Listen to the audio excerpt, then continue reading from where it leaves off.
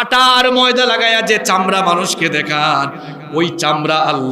আল্লাহর দরবারে কথা বলবে, বলবে ও রব, তোমার বান্দিকে তুমি সুন্দর চামড়া দিয়েছো, চেহারার সৌন্দর্য দিয়েছো, তোমার বান্দিকে আদেশ দিয়েছো পর্দা করার জন্য, কিন্তু তোমার এই বান্দি পর্দা করে নাই, তুমি তাকে শাস্তি দাও। যখন চামড়া এই রকম করে আপনার বিরুদ্ধে কথা বলবে, আমার বোনরা মন দিয়ে শুনে, প্রত্যেকটা মানুষ অবাক হবে, হায় রে হায়, আমার চামড়া এখন আমার পক্ষে কথা বলে না বিপক্ষে কথা বলে, পক্ষে কথা বলে না বিপক্ষে কথা বলে। তখন মানুষ চামড়াকে প্রশ্ন করবে, আল্লাহ কোরআনে উঠিয়ে দিয়েছেন, মানুষ তার নিজের চামড়াকে বলবে,